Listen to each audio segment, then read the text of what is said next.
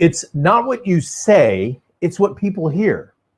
In other words, there is a way of communicating so that you can create ambiguity, confusion, and inaction. Or there's a way to communicate to create clarity, certainty, and action. On today's show, we're going to talk about communicating. I'm going to interview a guy that I've followed and have been impressed with for over 12 years now, who is now one of my secret behind the scenes guys helping me out in my business. And we're going to open up the doors on 20 plus years of marketing experience going from offline to online and show you 2 or 3 things you can do right now to get more customers, more leads, and have more fun. EdTalks Live is next.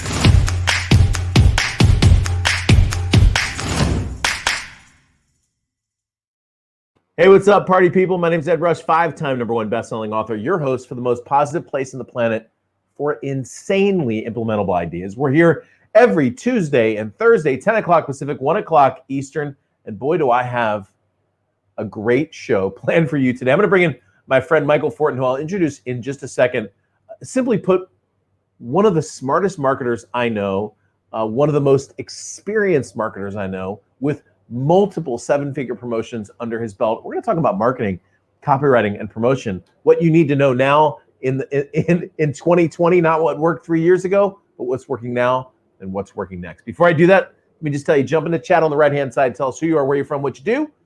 Join the community. I know some of you watch the show, but haven't said hello, which is fine. You're welcome. You're welcome to hang out in the shadows if you want to, but come out every once in a while and say hello. And you never know what's going to happen. You may get a business associate. You might find a new client or customer right here in this community. It's happened before. And speaking of chat, let me jump in and say hello to some of our longtime friends. What's up, Barry? Good to see you we were talking about the fires earlier this week, and now all of a sudden it's cool. 73, I wrote thermometer in the office, 73 degrees here in San Diego. How about that? Good to see you, Barry. Wendell Buggs from Houston, Texas. What's up, my friend? Good to see you as well. Jim Butts. Wendell, I'm not even sure if Houston still has a baseball team. Do they still have a baseball team? It's hard for me to keep track. Jim, what's going on? Good to see you as well, Barry. Hi, Diana. I sent an email out this morning, by the way, called The Future Bank. And if you didn't get that email, go to edrush.com, hit the middle button that says Weekly Flight Brief, and you'll get signed up for all the weekly flight briefs. What's going on? Good to see you. He says, it's not what you say. I actually read a book called It's Not What You Say, It's What People Hear, is by Frank Luntz, a big political commentator. And it blew me away, the idea that you could, have you ever had a conversation, with your spouse and you know what you said, but then you know what they heard? Well, sometimes that's their fault, but sometimes that's your fault. And we're going to talk about that in today's show. Charles and Lane, good to see you. Can't wait to see you in a couple weeks in Denver for our mastermind. By the way, if you're looking for a mastermind to join, you email me, coaching@edrush.com. I have 2 spots open for this year, and this year's group is amazing. What's going on? Anita, good to see you as well. Hey, Gary, welcome to the show. Glad to have you as well. And everybody's starting to say hello to everyone else. Watch The Future Bank. I thought that was good, and I tell you, I always watch my videos, or not always, but most of the time I watch my videos when they come out. This morning, I woke up with my 2-year-old this morning, so I was up at like 6 o'clock in the morning, and so I pulled it up on my phone, and I was sitting there on the couch watching my YouTube video. And my other daughter walked in, she's 15, and she's like, you watch your own videos in the morning? What is it? You just like, and I said, I truly love to hear the sound of my own voice. So anyway, it wasn't really that. I was just trying to make sure everything looked good. You know, she's like, well, you watching your videos all morning. I thought that was pretty funny. All right. Good morning to everybody. Glad to have you. Let me bring in my man, Mr. Fortin. What's up, Michel, Michael Fortin? How are you, buddy? I'm good, Ed. How about you? We're just laughing. So normally I do this like long, interview that I downloaded from someone's website, but this one, because we know each other, this one come from the heart. So the first thing I'll tell you about Michel Fortin is I've known Michael Fortin for the last 12 years. It's only for the last 4 months that I've known Michel Fortin, because what I realized is because he's Canadian, right? So he does a lot of work in America, and in America, apparently, we have an issue calling people who are named Michel. So everyone in America calls Michael Michael. So when I get introduced to Michael 12 years ago, I knew him as Michael. And then we were doing some work together, and I read his email address, and it said M-I-C-H. I said, dude, have I been calling you the wrong name? He said, no, don't worry about it. All the Americans always call me Michael. But see, his real name is Michel, which, as you know, is a male name in the French parlance. So that's not even my introduction. I'm just telling you the mistake that I made about his name. So you'll see there's no A underneath over here on his name. But let me just tell you a little bit of the background. So it was about 12 years ago. Michael, Michel, Mike Capuzzi. So Mike Capuzzi actually was the one who introduced me to you and told me about you. He said, you got to check this guy out. He's got like the best copywriting blog online. And you had at the time a forum where the world's leading copywriters, I'm talking about people like John Carlton, Gary Halbert, people who are in the internet game like John Reese, Armin Morin, Frank Kern, were congregating to share copywriting tips. This wasn't like some junior varsity situation. These were some of the best people in the world. And that's when I first found out about you. Didn't know that you've been doing marketing and copywriting before all of those years. And so I had an opportunity to follow you and to learn from you. And then just recently, this spring, we actually started doing some work together. And full transparency, and I tell you when on the show when this is true, Michael's one of the people that I pay for advice and implementation in my business. So some of the best sales letters, some of the best emails that you've seen have either been written or drastically improved by his brain. He's one of the smartest marketers I know, and he's one of the guys that some of the best marketers in the world bring in through the back door to help them with their marketing and promotion. So sometimes you see someone out there and you go, wow, his marketing is really good. Well, no, that sometimes there's somebody behind the scenes that are really kind of choreographing and quarterbacking things. And so Michael Fortin, Michel Fortin, we can go both ways today. Welcome to the show, dude. I'm glad to have you. Thank you. Should I call you Edouard? No, I'll call you. So I always tell people, Ed, Ed, easiest name to remember, except in the South where they changed my name to Eyud, E-Y-U-D. So they're the only people in the world that can make a 2-letter name into a 2-syllable name in the South, Eyud.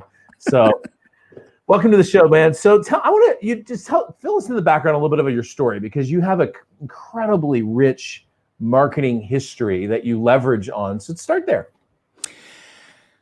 Wow. Well, 30 years ago, when I first started out, my very first job was in sales, and I absolutely hated it. I despised it. In fact, one-on-one, you were doing phone sales or one-on-one sales or going to I was life insurance. I was selling life insurance. Oh, okay. Like good old knocking on. Yeah. Well, the good old knocking on door type of process. And I hated it. I later found out that I had ADHD, or I have ADHD, and I found out that it was because of my ADHD that I was very sensitive to rejection, which is kind of the reason why. But at the time, I really wanted to fight this fear of rejection, so I decided to go into sales. And of course, I failed miserably. And I decided one day, you know what? I'm just going to write a sales letter. I'm going to write a letter. I'm going to mail it out to people in my territory. They're going to call me up and book an appointment. That way, they don't have to say no. They won't reject me. I'm not going to get the door slammed in my face. And I went from bankrupt, because I was living on like 12 credit cards at the time, to becoming the top salesperson in Canada for Prudential Insurance. And that was because of a sales letter. It was because of a sales letter. And it didn't click that time. And what happened was, when I decided to change jobs later on, I decided to go into another job that involved selling. I decided to use that, hey, and it worked still, and again and again. And I thought, there's something to this copywriting thing, I think. Yeah. And here I am today, because it was a domino effect. One thing led to another, where one client hired me to do the same thing that I did for the other client, then promotions, writing ads. I wrote infomercial scripts that run late at night.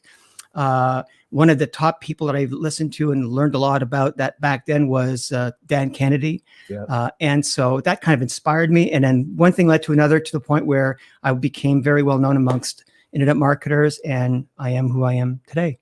The late, not late Dan Kennedy, as I like to call him.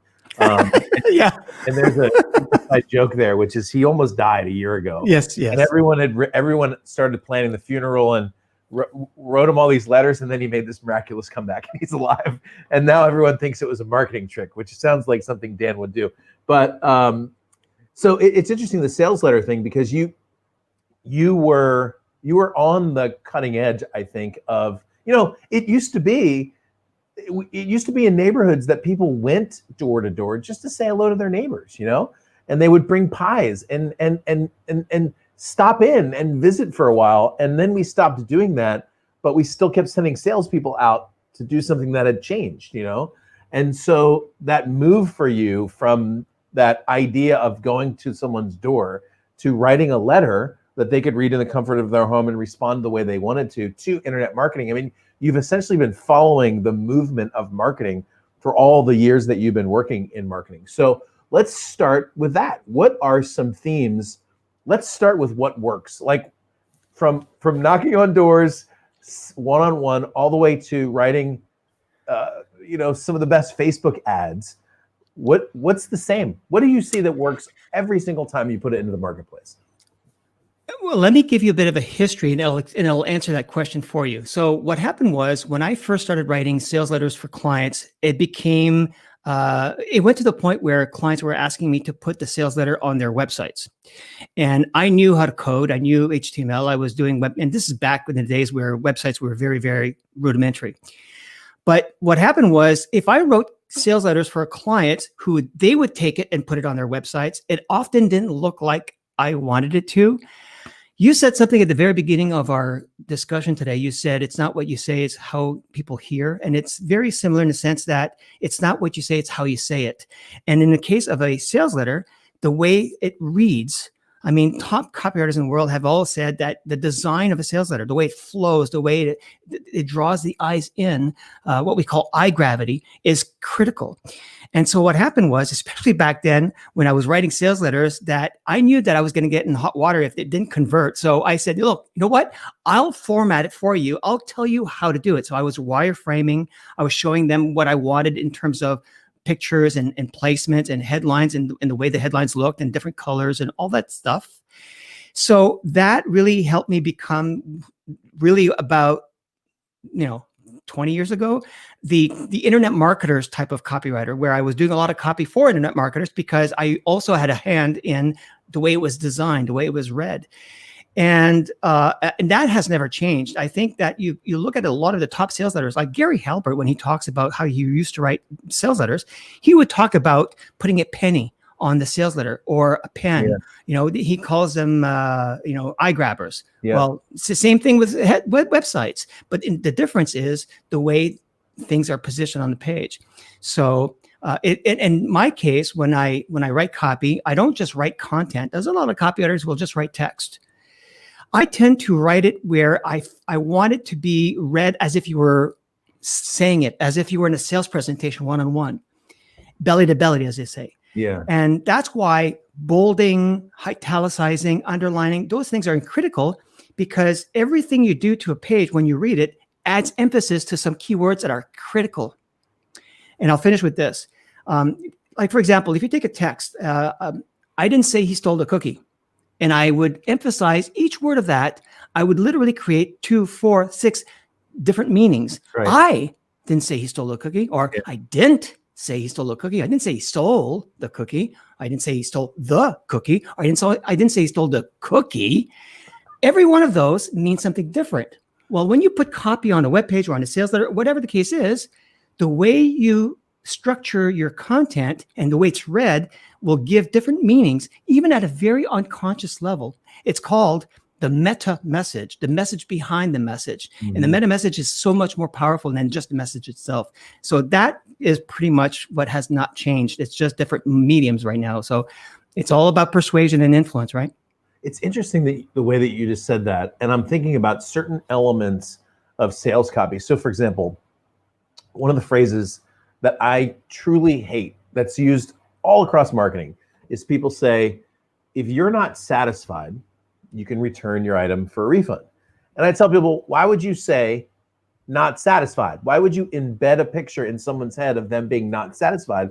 And so what I gave them was just a different phrase, which is if you're not totally blown away. because I don't want them to imagine satisfaction. Nobody cares about satisfaction except for Mick Jagger at times. But what people really want is that other picture. So even little things like that, it's interesting how you said that and how important those words can be. You and I both do the same thing with our sales letters, by the way. We were talking about this one day. We almost did it on the exact same day, where when we're about done with a sales letter, we both print the thing out, walk around the office and read it out loud. Yep. And I'll tell you, as you're watching this, it'll blow your mind how different your letter sounds, or your email sounds, or your promotion sounds, or your content sounds when you read it out loud. You'll stumble over things you didn't even realize you put what twice in the sentence. Or you'll say things, that doesn't make any sense. I should say it this way. And you begin to emphasize things or pull things out. So I think that's really interesting. And you know why? Whenever I went into sales, when I dove into sales, I totally immersed myself into how to sell. I've bought tapes, and I mean, back then it was Nightingale Conant, if you remember that. Yeah. I bought tapes from Tony Alessandra, Brian Tracy, Tom Hopkins. Yes, Tom Hopkins. Yeah. Exactly. And so I bought all these tapes. I learned how to sell. And when I wrote the sales, didn't I? Wouldn't you? Tom Hopkins. Sorry, good. That's good. But the point though is I learned how to sell. And I even though I hated knocking on doors, put me in the door, which is in the case when I wrote the sales letter, they would call me for an appointment. They were already pre-sold. Yeah. Put me in front of a person face to face, I'll be able to close them. But before getting to that point, that's where I had a big fear. So to me, writing a sales letter, I didn't even know how to write a sales letter. So all I did was I did my pitch that I had in my mind if I was in front of a person on a piece of paper that I would mail out. And it of course, it made me who I am today. So the point though is I didn't write to impress, academics. I didn't write to impress grammarians. I wrote to impress my clients. And so conversational is very important, the tone, and as if you were belly to belly, the same thing in a sales letter. And it's something that all the top copywriters, Gary Halbert, talk about. If you're writing a sales letter, write it one-to-one. Don't use the capital W, we. We are here to serve you. And just speak as if you're one-to-one. Speak in the second person singular, right to the person you're talking to. You said grammar. So when I got out of the Marine Corps, I started this business, as you know, teaching people how to be fighter pilots. So I wrote this long sales letter, which is basically me talking to a 21-year-old kid about getting into the service. Essentially was that sales letter.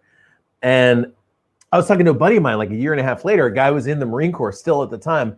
And I thought, hey, what do you think about the site? And he said to me, well, I think the biggest issue most people have with your website is all of the grammar and the spelling errors. And I was like, oh man, that hurt for a second. And then I said, did you know that website's making like $12,000 a month? And he's like, really? Tell me, how can you do this? Like all of a sudden his demeanor changed from grammar and spelling to like, hey, can you teach me how to spell bad so that people can, the point isn't like to have bad spelling, but the real point is like when you and I talk, if we transcribe this interview right now, you would see awful grammar inserted by a bunch of ums and ahs and pauses and sentences that started but then changed into a different sentence. And that's normal when two people talk to each other. And sometimes copywriters spend so much time trying to create war and peace. Well, when your job is to speak directly to the person you're talking to about the thing that they desperately want and then deliver that to them. I mean, it's actually not even that hard, but it's so interesting that process that you said, I just sat down with whoever I was going to talk about and I would just talk to them, but I put it in writing, So I love that. So let me do this real quick. I just want to welcome a whole bunch of you just joined us. My name's Ed Rush. I'm here with my good friend and actually one of my go-to marketing gurus, Michel Fortin from the Great North, the Great White North, as it were. We're talking about how to secretly dominate your market. We're talking really about copywriting right now. And we went through a little bit of history of direct marketing, if you will, and what's always worked. What's changed? I mean, you were one of the first guys, like back in the John Reese, Armin Morin, Frank Kern days. Like I'm talking like Wild Wild West. This is when I got into internet marketing too, back in 2006, 2007, like back in the day, back when people were doing $1 million, multi-million-dollar product launches like that.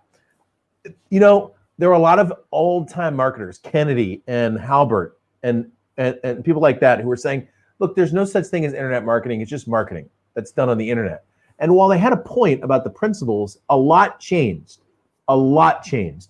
The attention span changed. The way people consume things changed. The medium changed.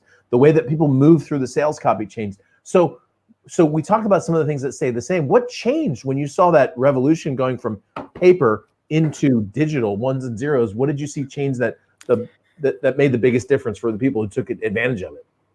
Well, thank you for asking me that question, because that's something that's near and dear to my heart. I wrote a manifesto in 2004, right after the John Reese $1 Million Day, that kind of made me become known as the Roger Bannister of online copy. Yeah. Oh, that's good, man. I should have used that in my introduction of you, the Roger Bannister. Because after that day, that record was broken so many times, just like Roger Bannister. Frank Kern did his $1 Million Days, and tons of other guys. But I think it's 6. I tried counting it the other day, and I think I missed one. But I think I did 6 7-figure promotions in the course of like 4 years. Same model. Jeff Walker W model. Yeah, exactly. And the reason why I wrote that manifesto was a couple of reasons. At that time, see, I've been on the internet since I was a kid. Since I was 11 years old, I was on bulletin board services doing, Dungeons and Dragons on a text line browser on a 300 baud modem. Like coming through like a Prodigy plug into the wall modem, or yeah. I mean, and my browser was loaded up with cassette tapes, right? But the early adopter. That's an early adopter, right? Yeah. There. So the point though is, and here's the way I explain it. Back in 200 years ago, sales letters, people would write letters to each other to persuade, to influence, and the Battle of Gettysburg was written down, all that things. The medium was written, and then we would read a letter in a certain way. When radio came along, then we would hear it. So it would be the same thing, but people would talk about it, and you can hear it, and we can actually add different different inflections and the thing that I just talked about in terms of how you say it. Then TV came along, so now it was the eyes at the same time with the hearing or the auditive. And then when the internet came along, we have an extra thing. It's called the mouse. Yeah. So it becomes tactile. So you went from written, where you read, to hearing, to seeing, and now it's touching, scrolling, clicking, browsing, actually being dynamically involved in the sales process. Yeah. So what has changed? The basis of it has never changed. Human psychology and persuasion has been around since time immemorial. But what happens is the way we consume that information, the way we read a sales letter, the way we go through the process of taking action, whether it's on a website, whether it's in an email or on social media, is now different. You don't have to have these long sales letters, although sometimes it does. And it really depends on the audience and on the process. But you know what? People now have funnels where they really have an entire sales letter broken down into bite-sized chunks that are spoon-fed back to them in terms of email campaigns, in terms of drip campaigns, in terms of different messages they see on social media, in terms of people who are being retargeted and remarketed with social media ads. And then once they hit the website, now you can create landing pages that meet specific criteria, different types of audiences, different types of psychographics, and also different levels of stages of awareness of the market. And I'll end with this. There's Eugene Schwartz in his book, Breakthrough Advertising, calls this the levels of sophistication. I call it the stages of awareness. And I use an acronym called OATH. How prepared is your market to take an oath? Are they oblivious about the problem? Are they apathetic about it? Are they thinking about doing something about their problem? Or are they hurting and they want to have it solved now? So OATH, oath. Good. That's good. And the more oblivious they are about the problem, then you're going to have either a long sales letter or different steps in the process to educate them on why they do have a problem. If they're apathetic, now they know about the problem, but they just don't really care. So now you got to create fear. You got to create an understanding of what happens if you don't take action. And then of course, thinking, they're looking around, they're shopping, they're looking at alternatives. They're thinking about the price. What's the value behind this? And of course, hurting is the one that every marketer would want to have a market in, is people who would just buy the product without even thinking. Go ahead. Go, keep going. Oh, and so my point is, taking the person from the O to the H could involve either a very quick one sales letter, or it could be various steps. I've worked with enterprise level firms that had long sales cycles. We're talking engineering equipment that would take 2 or 3 years before they would buy. And that's a long sales process. And that would not take, a very small sales letter. It would, of course, take a lot of different steps, business to have people, and email nurturing and all that stuff. So my point, though, is, and I'll end with this, is the process of how we deliver the information, or the process in how people consume the information, has changed. Yeah. So we need to, when we write a sales letter, or we write copy, or write content, we have to think about when that person reads that piece, what are they thinking about? What's their state of mind? What are the distractions in the environment? Are they reading it on a cell phone in the middle of a commute to work? Are they also in the process of shopping around? Because right now, when you have a sales letter in front of you, you have a choice. You have a chance to make a sale. But when you're online, now you've got the entire world as your competitors in a single browser tab. So you have to look at all those things that can make people take action, but maybe not necessarily in a single click. It might be over a period of time. Yeah, that's interesting, man. I love this idea. By the way, I'd love someone to write this into chat. It's OATH, oblivious, apathetic, thinking about it, or hurting, OATH. And there's a great question in chat that I'm going to get to in just a moment, Michelle, and I'm going to actually ask you to answer it. But I like this framework. And I'll tell you what I've been teaching entrepreneurs is, I call it a one sale environment or a two sale environment. I'll explain what I mean. When I go speak to entrepreneurs, I have a product on productivity called 21 Day Time Freedom. So often I'll go speak to a group of entrepreneurs, and at the end of my talk, I'm going to offer them my productivity course. That's what I call a two sale environment. In other words, no entrepreneurs walking into that event going, man, if I could get my hands on a productivity product today, it would change my life. Nobody does that in the morning, right? And so my talk is designed to get them to realize they could be more productive, get them to realize that they could achieve more if they were more productive, and to get them to realize that they need something to help them get more productive. That's sale number one. Then the second sale is, I'm the guy to help you with that. So the first sale is, I need this now, or I want this. And the second sale is, Ed's the guy to help me, right? That's a two sale environment. There's nothing wrong with a two sale environment. It just means that you have to create this desire. Then you need to fill the desire with your product or your service. A one sale environment is this. Someone just gets diagnosed with diabetes, and they go online and they're like, what do? I don't want to take any medication. I want a natural remedy for diabetes symptoms. And they're typing in natural remedy for diabetes. And what Michelle said was very important, which is, this is a hurting but very active. I think the comment said, Alex wrote this on chat, dynamically involved in the sales process. This is dynamically involved in the sales process. And this is an active person. This first sale has already happened. They know they need something. The only second sale is, hey, I'm the one to help you with that. So I think what he just said is brilliant. That doesn't mean that you may not work or target oblivious people. Ideally, you're going to go directly for the people who want you, because then you can make one sale. But just understand, if you're in this two sale environment, step one is to create the need or want for what you provide, and step two is to sell them on that. So I'm going to get to some chat questions. Anything on that before we move on? Well, I think it comes back, it's a great point you're making. It comes back to something that Robert Collier said in the Robert Collier Letter book, one of the most well-read books on copywriting. He says, you need to enter the conversation that's already going on in people's minds. That's right. So when you write copy or any kind of sales process, you get the person to go through on the internet, whether it's through a social media, whether it's a funnel, whether it's a video on YouTube, you need to be entering the conversation that's already going on. And that conversation may be at any one of those stages. You just need to be aware of it. And I think the most critical thing that you need to do in all kinds of marketing, including copywriting, is to know your market. Do your market research. The more you know about your market, the better your copy is going to convert. That's the best thing I can say. Yeah, I mean, that's why I think I don't know how to say this. That's what I feel like.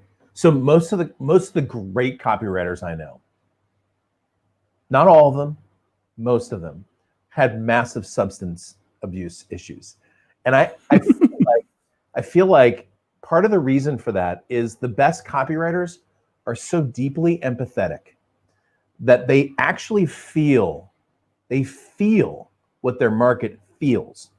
And if you're not able to deal with that maturely, it ends up in drug or alcohol addiction, basically, is the way that I look at it. So, I mean, I'm telling you, you can run out of fingers and toes to count the number of great copywriters who had those, but I feel like it's this empathy thing. So I guess my encouragement to you as you're watching the show is develop deep empathy for your market without the drugs.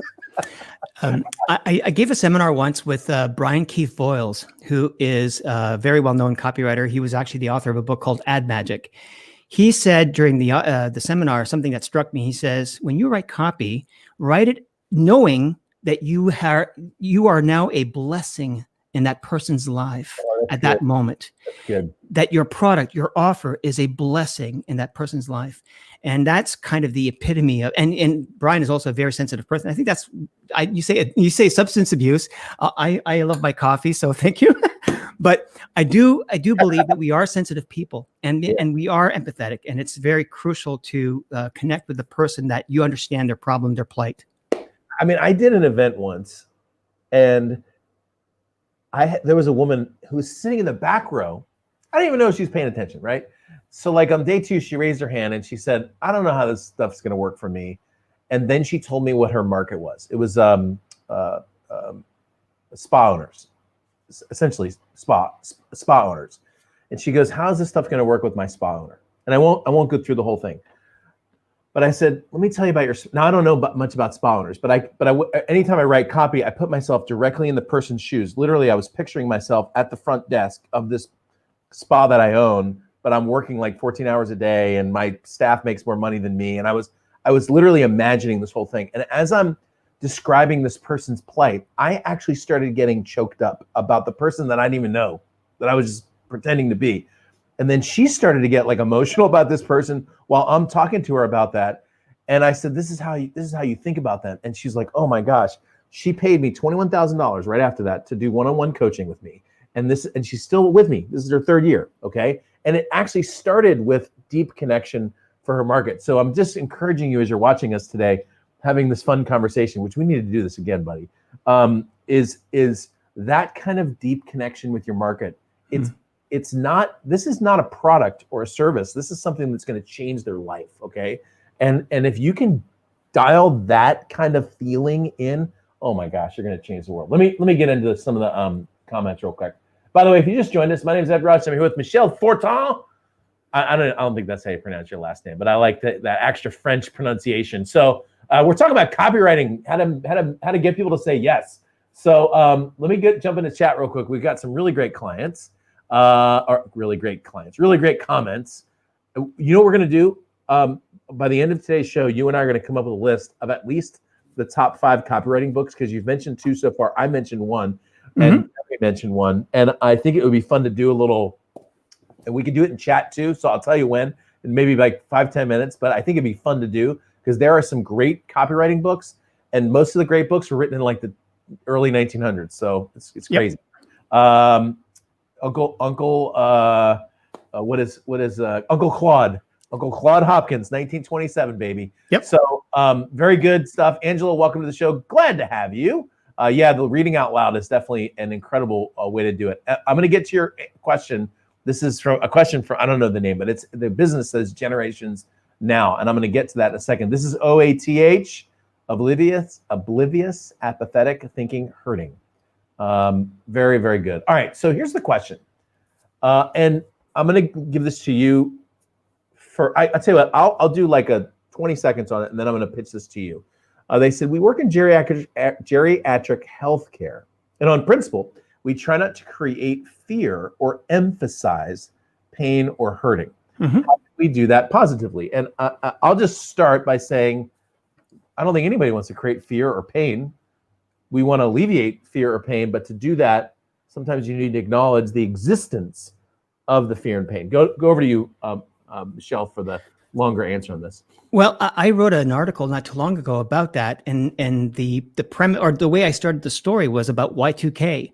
When Y2K came around, everybody was freaking out. They thought that the world is going to end. Planes are going to drop out of the sky at the stroke of midnight on the year 2000. And so the point about me saying that is, whenever we use fear, or we talk about fear, sometimes we don't need to. Sometimes people already know about it. So you can do it in a way that is bringing it to the top of their minds. And that's where when you have a conversation, or in this case, when you're writing copy, you're not trying to instill fear. I know there's the old saying by Dan Kennedy: problem, agitate, solve. You make sure they understand the problem, then you agitate the problem, you make it bigger, you make it more concrete, you make it more real, more present, and then you solve it. Well, sometimes you need to kind of use fear to do that, but you don't have to. You have to create fear. You can just talk about the fears that are already going on in their minds. So you can tell stories. Sometimes you can do it indirectly. You can talk about a story where a person had the same kind of fears. So you're not saying it, but you're using a story or a case study or something that actually implies the fear. And the second thing is, I think the biggest fear of all that is most popular right now is, especially with COVID and everything that's going on, is FOMO, the fear of missing out. Amen. And I think that we don't have to. We can talk about the fear that they're having right now, and we want to solve it, but we can also talk about the fear of not getting the benefits of what we're offering. That's the fear of missing out. So we can talk about why this product is such a great solution to their situation, their problems right now. And we then imply the fear that they would get, or that they're probably going to have, if they don't get that product or service. So without shaking the tree, so to speak. And I truly understand what Generations Now is asking, because I've worked in medical situations where you not only cannot say that because of, for legal reasons, there's limitations on how you can say, how you can market a medical service or a healthcare related service. But at the same time, it was counterproductive. We didn't want people to, freak out. We wanted to create clients or patients in this case. So the reason, the way we did it was, we used copy or content that either told stories, that we used case studies, or we talked about the different aspects of the product that people who don't have that, not them, but people in general, how they're not, enjoying the benefits of the product or service at this moment. So that kind of brings the fear to the top of their minds without actually doing it, without actually mentioning it, without actually driving fear or instilling fear. Well, and pain, the blessing of pain, and I mean that when I say the blessing of pain, is it leads to change. I mean, I've been telling people this for 6 years now. I'm talking about our American political landscape, which I know you live in Canada, but it's hard not to see. I said, look, in the 1980s, our politics were completely screwed up. It was corrupt and it was a disaster, but it was just okay. And nobody ever changes anything when it's just okay. Now, it's not okay. And everybody's like, it's not okay. It doesn't matter what side you're on, by the way. I'm not either, just so you know. But now's the perfect time to change. This is what I keep telling people. Now's the perfect time for good people like you and me to get in and make a change, because the pain. Now, one thing for you, Generations Now, and then I'm actually gonna show you this article that you just mentioned, because it's outstanding article that you should go read right now. And I'm gonna show you how to do that if you're watching. The way to approach someone with this pain is to say, I know you're in pain, and I know that's very hard for you right now. And you and I both know if you keep doing things the way you're doing them, the pain's going to stay the same or even maybe get worse. So would you commit with me to making some positive steps towards relieving this pain and creating a better future? And that is not only pretty good scripting, but it's also a copywriting framework. Acknowledge the pain. Show them that without change, that pain will remain there. Show them how you're the one that's going to be able to help them and coach them out of the pain into a brighter future. And fundamentally, what I just did there in 2 sentences is copywriting. That's it. Acknowledge the pain, show them a solution. Fundamentally, that's what it is. So I want to show you a website though. And as I do that, I'm going to put a website below the screen as well. The website is michelfortin.com. Fortin, MichelFortin.com. He's smart enough, by the way, if you type in Michael Fortin, it's going to go to that website too. Okay, so whenever you registered that domain back in like 2004 or whatever, I was smart enough to register both of the domains.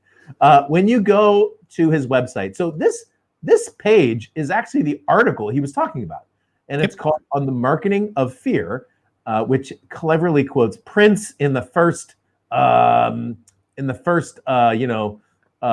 there. I will put this link into chat, but I wanted to show you, this is the kind of great content that Michel has on his website. It's really, really impressive. And there's just great free content. So here's what I'm going to recommend that you do. Just go to his main website, MichelFortin. Go put your email in there. Okay, so it's very simple. Just put your email in there. He's not the guy that's going to send you millions of emails about nothing. The emails are going to be good, and you're going to get great content. And his blog is like, you just go. I mean, like, by the way, some of the stuff I don't even know. I mean, he took over my website for about 2 months in the spring, and I don't even know all the things he did. But I will tell you this: when I type in my name into Google, a lot more shows up, a lot more. And there's part of that is just structural stuff. So he talks about some of that stuff on his blog too. Some of that is really, really important stuff. So the website's below. Go check that out. Anything you want to add? I got another question I'm going to go to, but anything you want to add into? I think it's important to know that you talked about content architecture, which is something that we talked a lot about in SEO. It still comes back to copywriting, or at least understanding how people what they're thinking about, or what they're going through when they hit your website, no matter what, an article or blog page or whatever the case is. So as long as what you're doing is you're continuing that conversation that's going on, that's what's going to cause you to get up in the search engines. A lot of people say, do I need to stuff my articles with keywords? Do I need to, do all this SEO wizardry in the back? No, you don't need to do that. Just create good content that people want. It solves problems, and it helps them. You're going to increase your SEO kind of naturally that way. So I said this 7 years ago, and I've been saying it since then. I said, it was back in, I can't remember.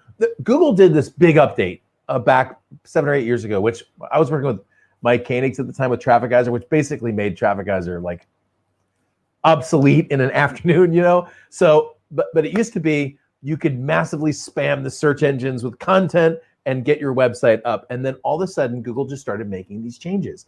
And I told people, I said, Google's making their algorithm think like a person. And they're making their algorithm act like a person. And so what you should do, because Google's taking a computer and turning it into a person, is what you should do is you should write your website for people. Here's what people don't do. People don't read white on white text at the bottom of your website. People don't do that. People don't read stacks of white text on white paper. That's for a computer. And see, Google's trying to get their computer to be a person. So if you want your website to stand out, write your website for people, because eventually Google's algorithm will be identical to a person. There's an update just as evil. I don't know. Go ahead. There's an update that just came out not too long ago, actually January, I think, called BERT. And please don't ask me, it's bidirectional something. But basically it means natural language processing. And what natural language processing means is that the computer, or the artificial intelligence, if you want to call it that, the machine learning process over at Google is going to learn what your content is about, not just from the keywords, but from what's around it, or how it's linked, or how people link to it, or the links inside of your article, and all that stuff. So it's not just about content, it's also about context. That's right. And so now you don't have to stuff your blog posts with articles, as long as you're talking about what we call topics. It's all about topics. And you're going to attract you're going to attract people naturally, because basically you're doing what Google wants. You're writing for people, exactly what you just said. In fact, you and Google share the same client. It's the users.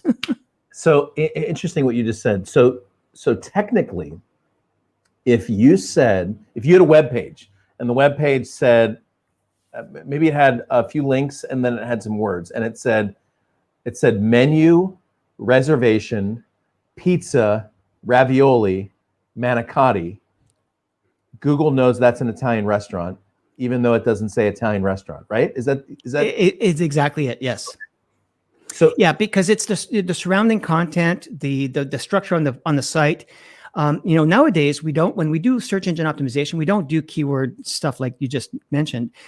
We mostly do it so that it is easier to navigate, find and consume the information on a website. And so, I always say this: SEO comes down to two things: the quality of your content and the quality of the experience on the website. So the easier you make it, the more that your content communicates and connects with your audience, and the easier it is for them to consume that information. Is your page loading fast? Is it secure? Is the information easy to read on a mobile device as much as on a desktop? That's called user experience, or UX. So good content and good experience together, you've got pretty much half the battle done right there. I'm going to just do a demo real quick, because this comes up. I'll tell you, man, I'll bet you this comes up on almost half of my initial calls with my client. I want you to watch this website for a second, okay? So what I'm going to do is I'm going to reach to the outside of this website and I'm going to squeeze it in. And I want you to watch what happens as I squeeze it in. Do you see how the website begins to change? And that box actually went down towards the bottom. How the content all kind of squeezes together, but it's still, this is what it would look like on a phone, by the way. Did you catch that?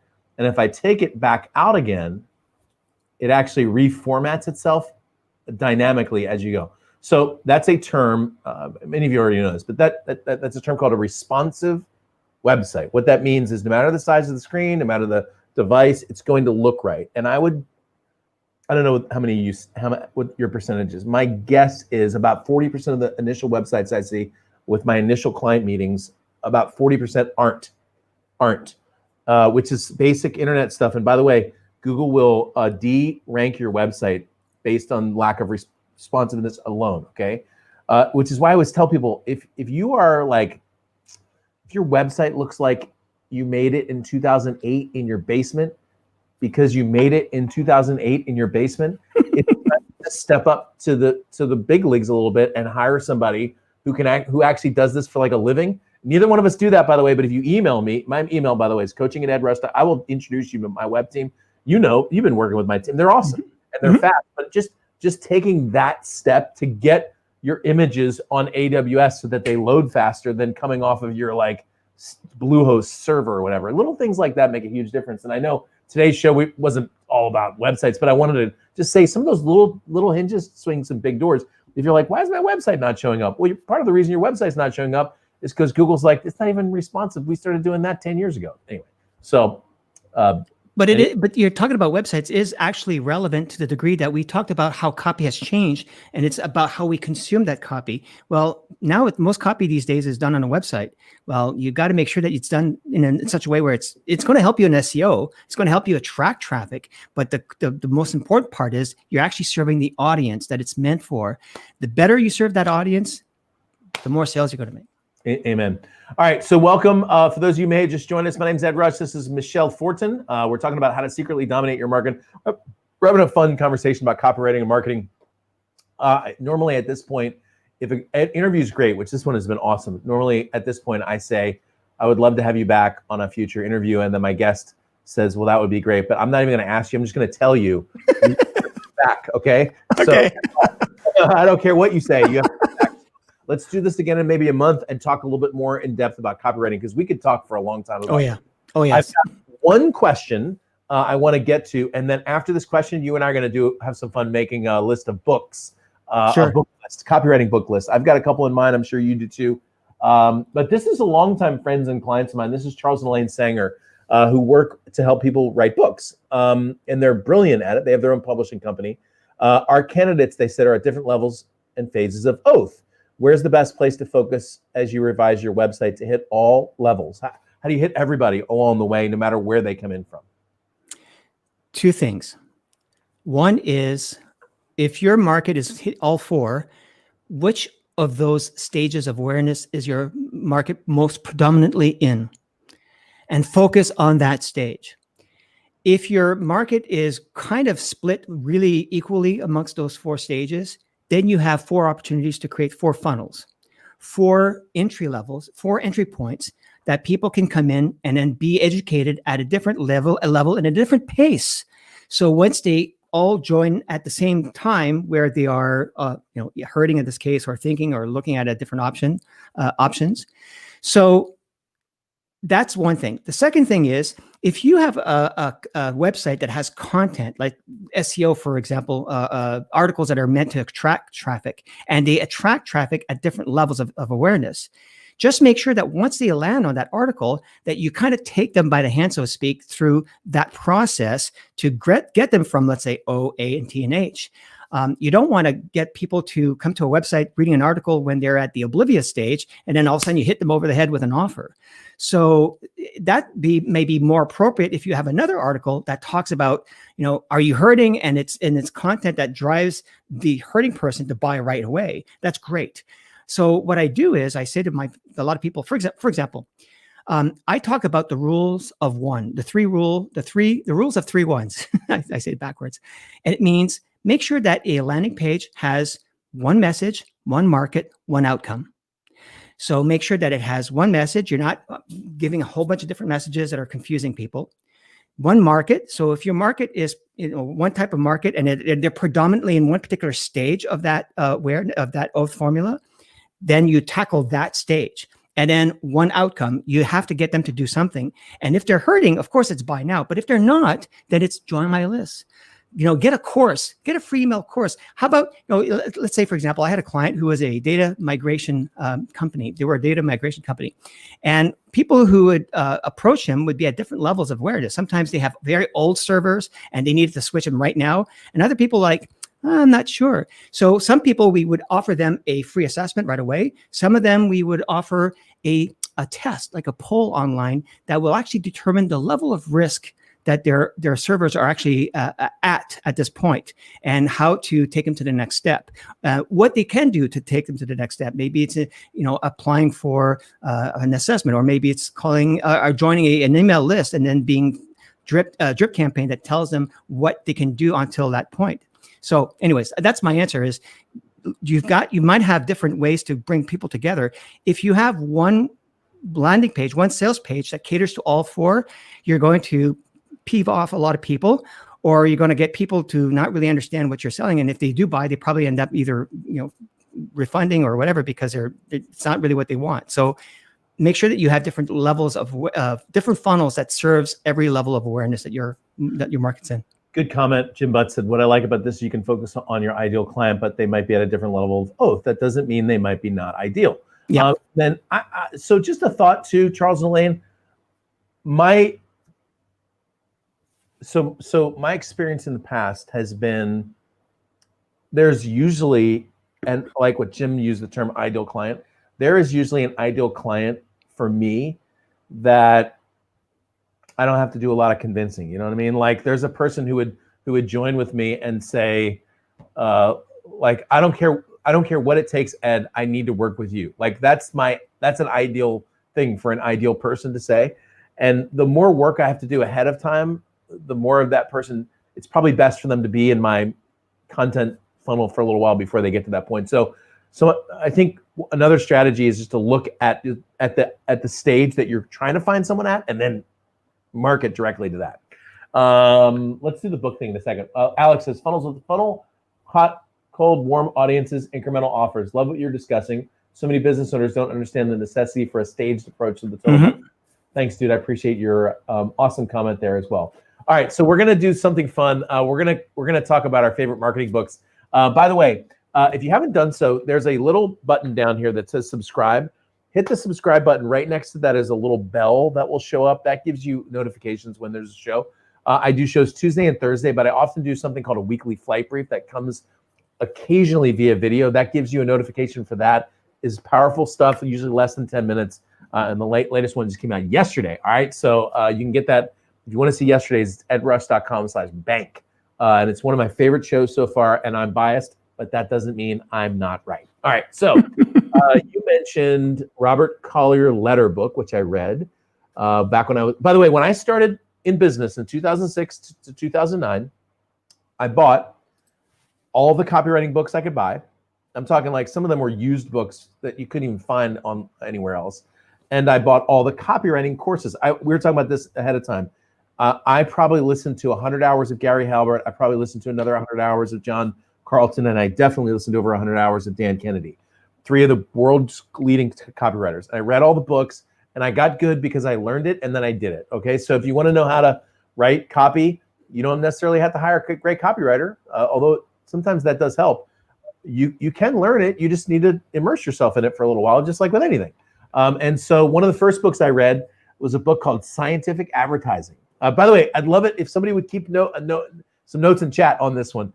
Scientific Advertising by Claude Hopkins. I was joking about Uncle Claude. Claude Hopkins wrote this book in 1927. And the principles you can directly apply in 2020. Okay, it's crazy. He talks about beer, describing a beer that he was trying to market, and how the purity of the process and the water. I thought, man, this is exactly like strategies we can use now. So there's one for me. Over to you. Let's make a fun list. So besides the ones that I've mentioned, or do you want a new one? You said Robert Collier. Letter book. What else? So another one is John E. Kennedy, Reasons Why Advertising. Okay. Reasons Why. I'd say Dan Kennedy's book, The Ultimate Sales Letter, is yes, required reading. He also has another book called The Ultimate Marketing Plan. I'd start with The Ultimate Sales Letter. Let's see. I think the book, the title changed, but Cialdini's first real book, Influence, I think, was called Influence, but I thought he changed the title to Yes or something like that recently. Anyway, look for Influence. Oh, this is another one.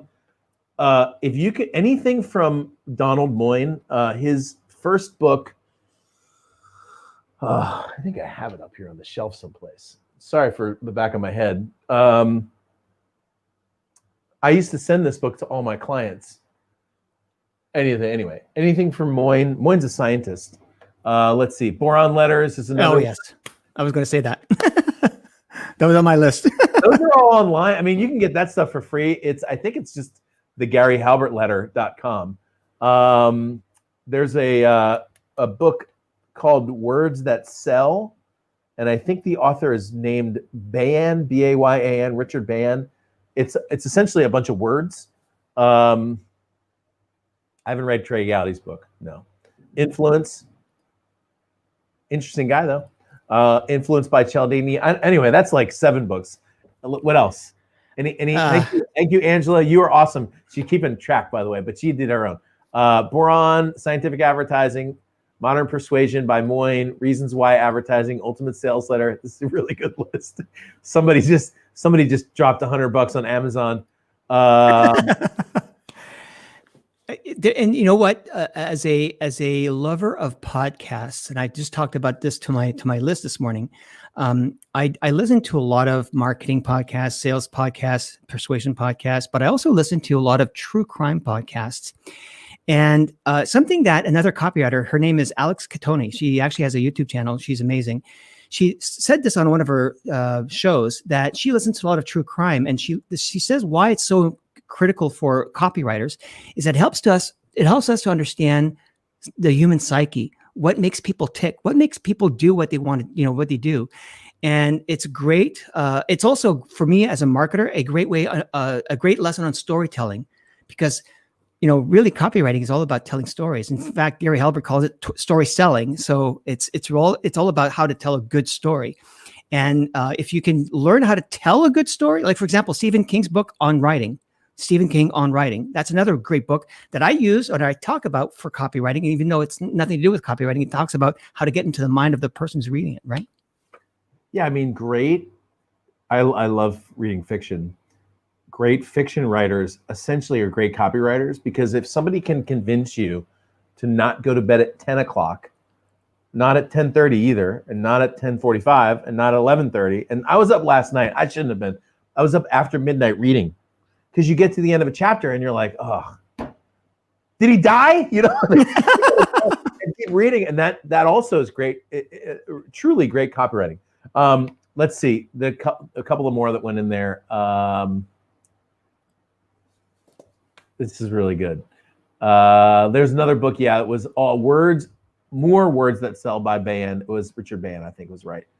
Breakthrough Copywriting by David Garfinkel. And Mike, and real crime podcasts. What's the one that I was listening to from NPR about the guy, the college kid that was accused of murder, but then maybe didn't do it, then maybe did it. I can't remember the one that I'm thinking of. Anyway. I'll have to look it up, but we're running out of time, which we could say for another time. All right. So take us home, man. Last thoughts as we wrap up today's show.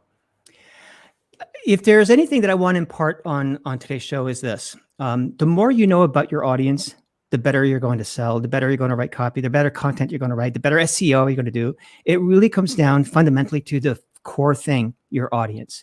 Yeah. And it's the same people who use Google as much as the people who follow and read your content, that buy your stuff. So if you are stuck, or if you want to know how to sell more, how to drive more traffic, just know more about who your market is and what they want, and just give it to them. It's really that simple. It seems hard because sometimes we want to make it hard, but it is that simple. Just learn more about your market. So learn about your market, find out what they want, and give it to them. That's marketing. That is like business right there in 3 simple steps. Man, thanks, buddy. I appreciate your time. Let's do it again. Want to do it again? Oh, yeah, absolutely. All right. Thanks, buddy. I appreciate your time. Don't forget to tune in next Tuesday. I got another guest coming in you're not going to want to miss. His first name is Jonathan and his second name is Sprinkles. And some of you know when he comes on the show, he brings the heat. So I'll see you on Tuesday. EdTalks Live is out.